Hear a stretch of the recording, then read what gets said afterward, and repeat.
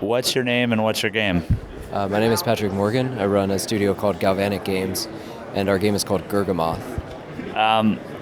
With that name selection, do you have a lot of problems with people pronouncing it?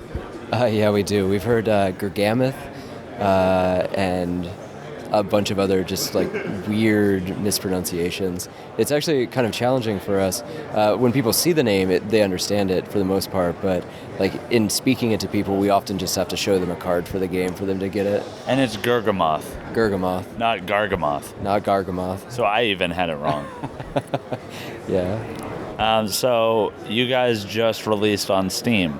we did. We spent 3 months on the game, and it was our debut title. 3 months to make that? Yeah, 3 months. It was That's man. Like from start to finish, 3 from months. start to finish. Yeah, it was really an experimental title for us. We didn't know how to get a game on Steam. We didn't know how to go through Greenlight. So this was kind of our fail fast, fail early model. Wow, man, I'm still just blown away that you guys were able to make something that visually and feely polished. That's cool. So what'd you guys end up doing like build pipeline wise? Like, what's the process of getting a new Gurgamoth build up there? Did I say it right? Yeah. So we have a pretty streamlined pipeline where our artist builds things in Photoshop, gives them to our animator, who then animates them in Spine, and then we bring it into the engine. Unity is what we're using. And from there we can bring everything together and bring everything to life. And we had a pretty templated structure for the levels that came out of the 48-hour game jam where the game was born. And we just refined it. Every month we'd have a new build that was pretty complete until the very final month. Have you guys been making a lot of builds since release? Since release, no. We have a bunch of features that we want to throw together and bug fixes into a build before PAX East. Oh, so you guys are saving like all the, like it's relatively stable and you're saving all the builds and stuff like that for like a one big build. Yeah, exactly. We haven't had any major crashes or issues.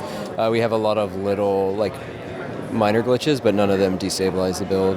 That's in 3 months you released a game with not world-ending crash bugs that you needed to fix. That's amazing. Well, I suggest, as somebody who was doing builds like once a week for the last year, or like once every other day for the last year, do them in the morning. Do them on Monday. That sounds like a good idea. Well, our next major patch we'll push out on a Monday. Because the last thing anybody wants to be doing is being told the build's broken on a Saturday. Yeah. Even if you're going to be working on a Saturday, you don't want to be working on build support. Right. So how big is your team? It's 4 of us. I'm one of the designers and devs. We have another really talented engineer, a fantastic illustrator, and a really good animator as well. That's good. And how was your experience using Spine? I mean, we used Spine for Darkest Dungeon, and it worked. It worked great. We loved it. We pushed it to our limits. Did you guys have a great experience with it? Yeah, we love it.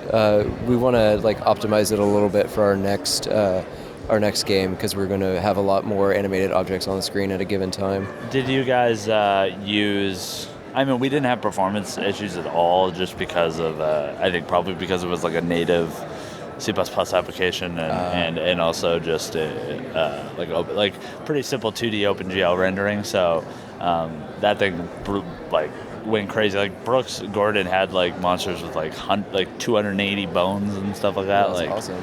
Yeah, but...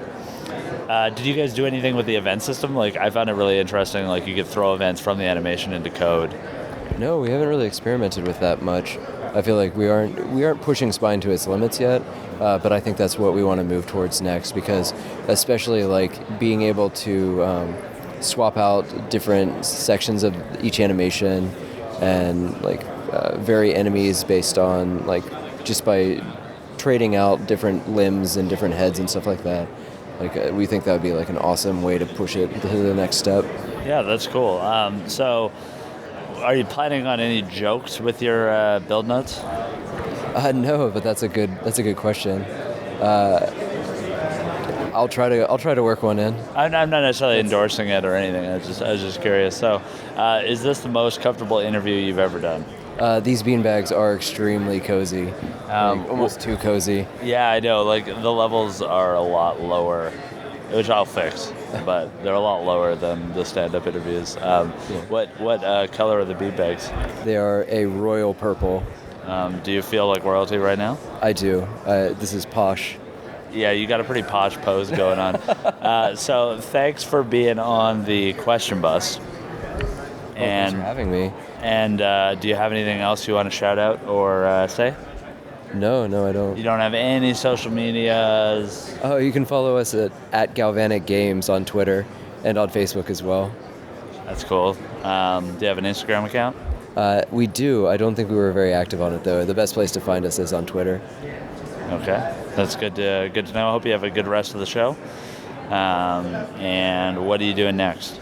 We're working on a prototype that we think will take all the lessons we learned from the Rust Belt and Gurgamoth and kind of take them to the next step. That's exciting, and I hope you have good luck. Thank you.